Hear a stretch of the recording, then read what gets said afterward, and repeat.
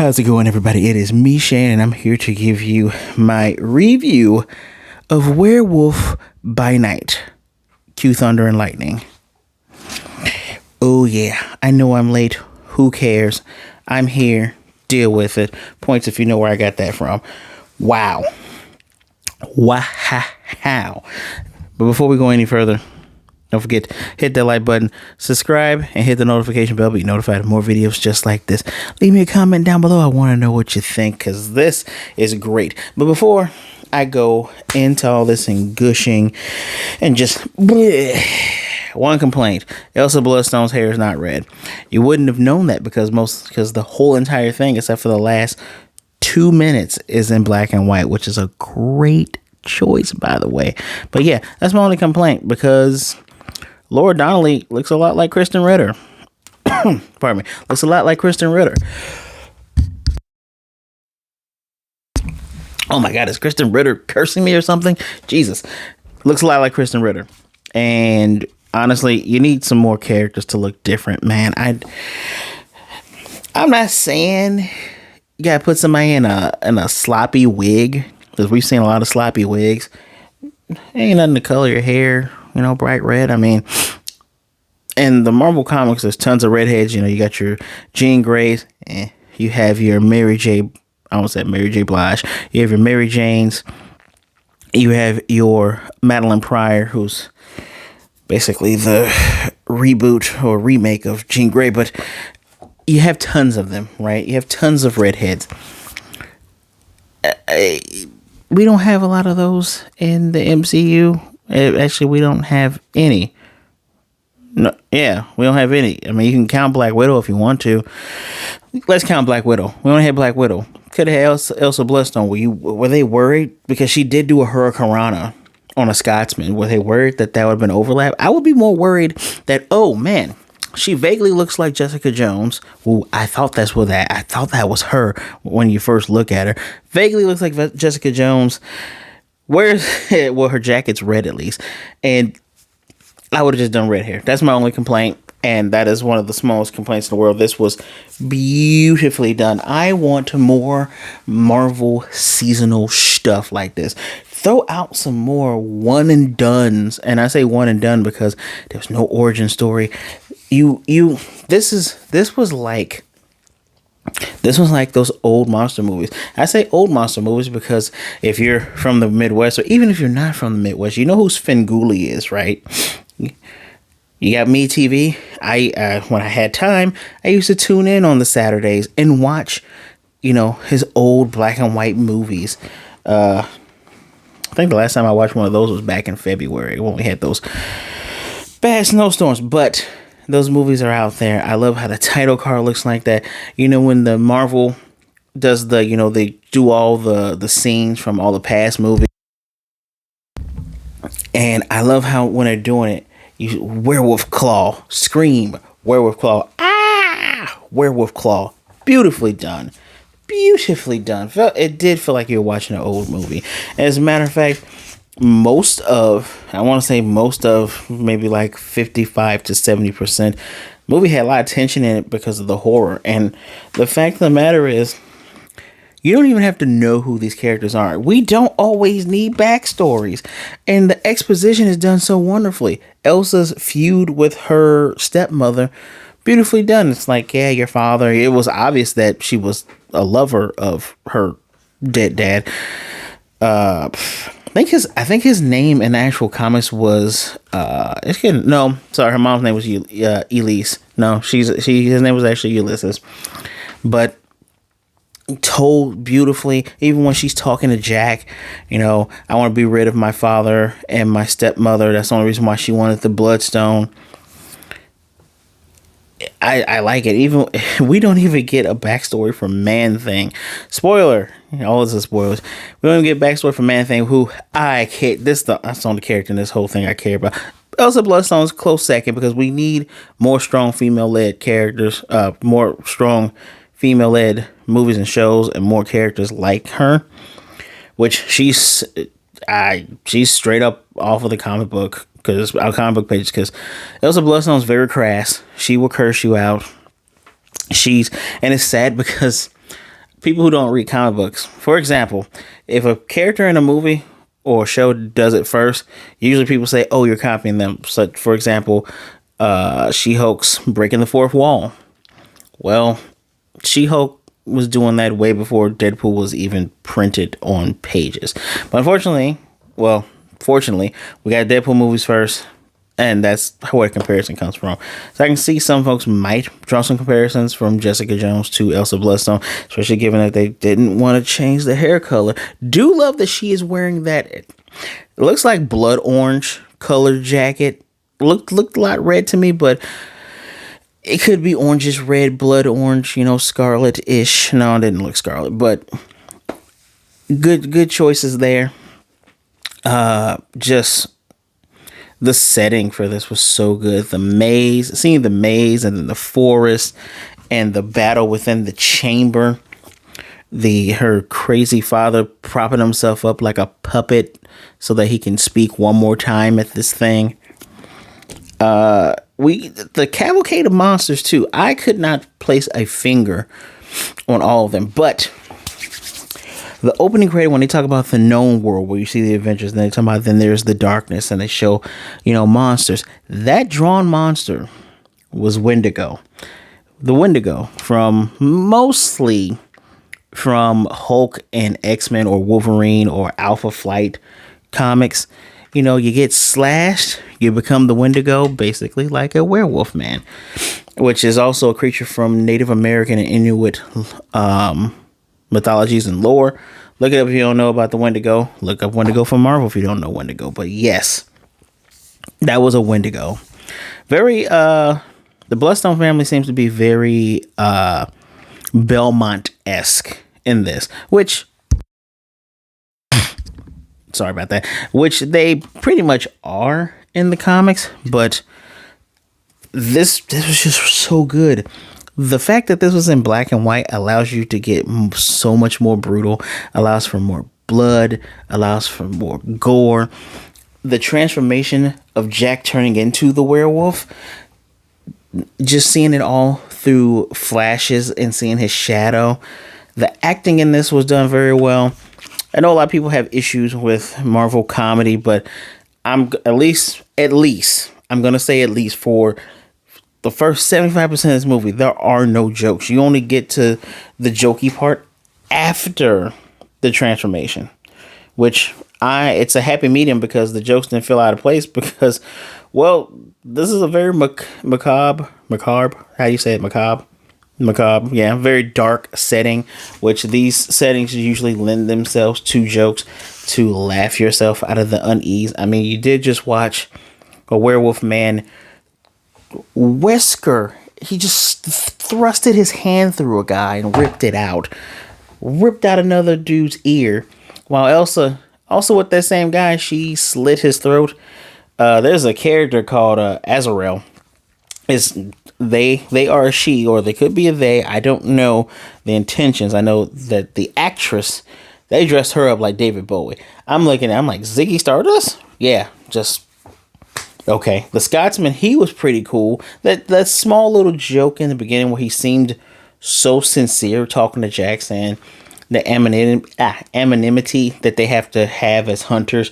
You kind of want to share it with somebody. Oh no, everyone's hunting everybody. Get to the monster first and get the stone. But yeah, every man for themselves, which Elsa cut off this one guy's arm and killed him with his own crossbow thing. That was okay. That was good. Yeah. Just, yeah. I don't really know what else I can say about this. The color returned at the end of this movie when Over the Rainbow played. What is the significance of that? Have you ever watched The Wizard of Oz? Very, very significant, as opposed to the beginning of that movie where it's all in black and white, and then when Dorothy comes into Oz, it's all in color. It's more or less an homage to that, more or less. Where else do I?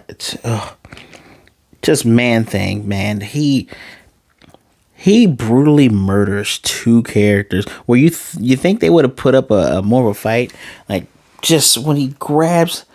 I think her stepmother's name was Verna. I think her name was Verna.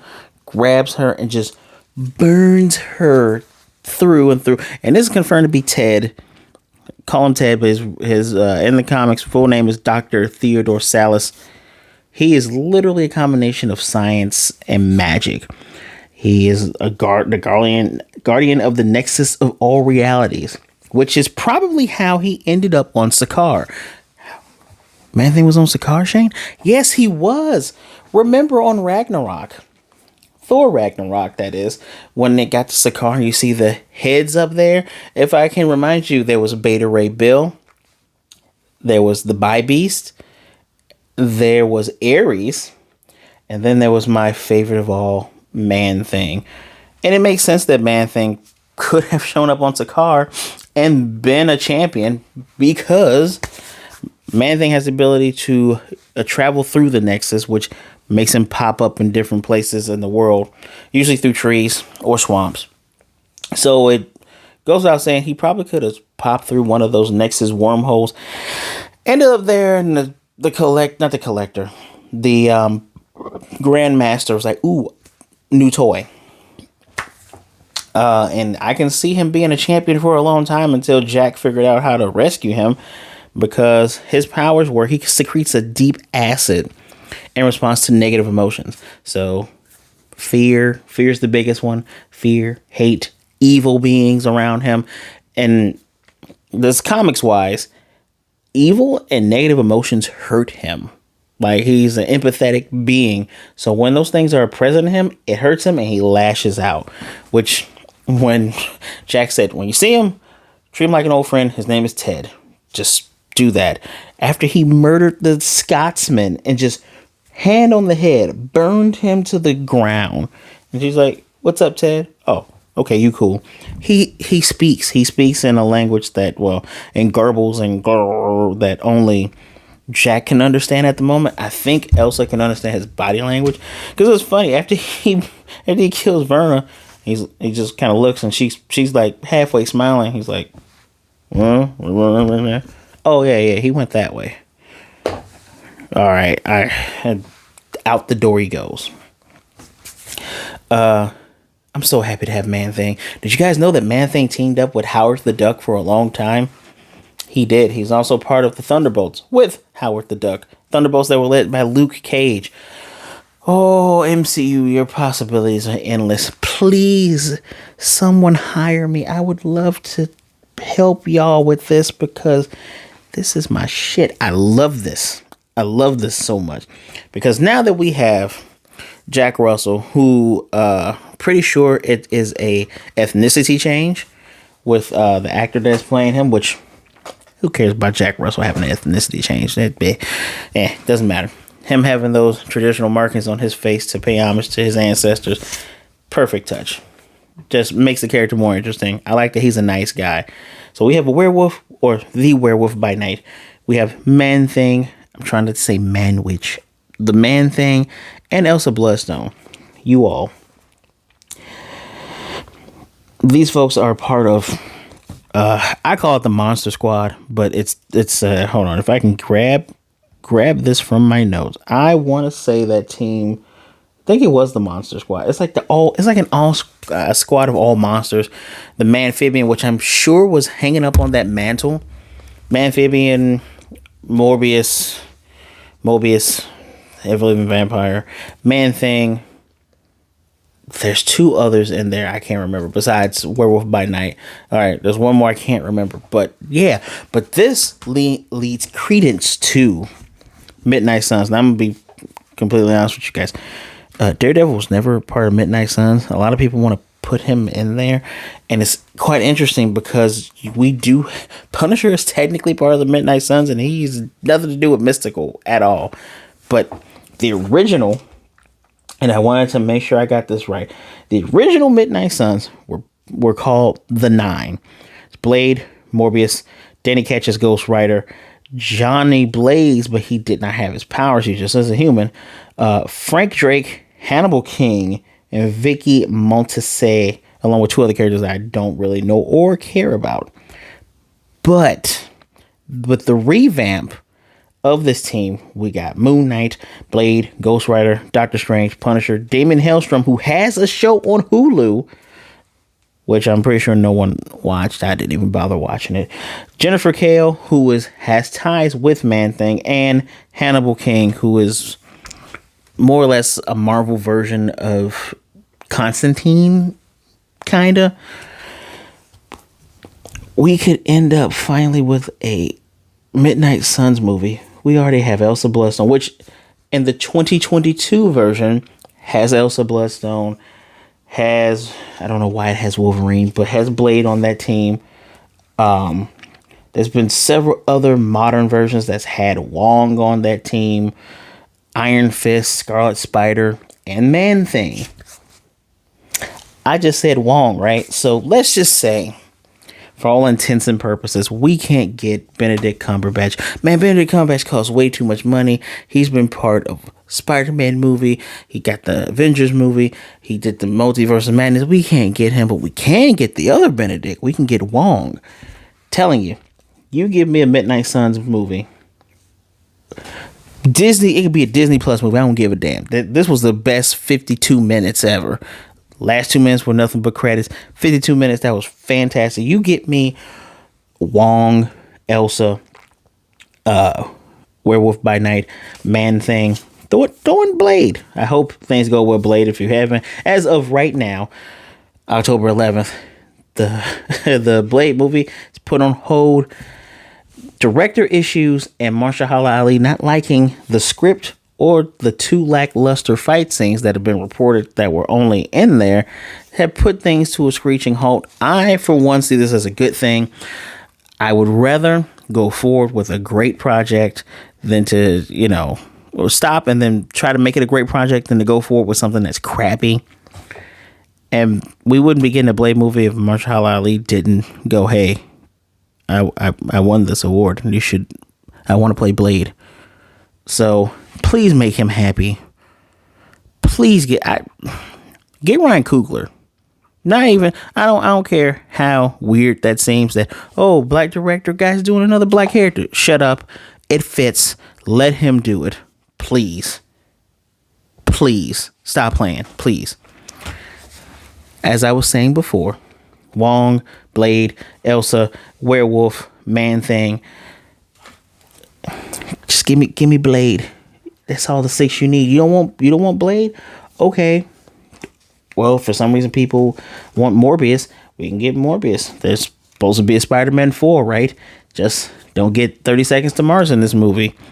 And we're fine. Matter of fact, you can put Johnny Blaze in it if you don't want to put Blade in it.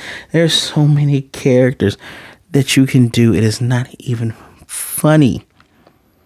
This opens up so much. I don't want an all-star Monster Squad unless you do it on Halloween like you did around this season. That would be perfect because they need to do more stuff like this. And by more stuff like this, I mean stuff that is different. You know why Winter Soldier still stands as one of the best Marvel movies? Because it's different. It's a spy thriller. It's in this universe, but it is contained so well. Do more like that. This is in universe, but it's contained so well. Just, man, it's one of the first times that it's hard for me to have more things to talk about in a review because the thing is so good. There's nothing bad I can say about it outside of the hair choice. Some people may have issues with some of the jokes, but all that stuff comes afterwards when we start getting to the action parts. The look was amazing. You can have so much gore when you do black and white because you don't have to worry about all the censors. The atmosphere was proper spooky. This instantly gets a 5 out of 5 from me. I went into this with people telling me, oh, it's great, it's amazing. I was saying, I'm gonna see for myself. I was not disappointed. Please let me know what you thought of Werewolf by Night. Initially, I was thinking to myself, maybe they could have made him look more wolfy, but no, that is actually how the character looks in the comics. He just, wolf guy with humanoid wolfish face. That's just the deal, guys.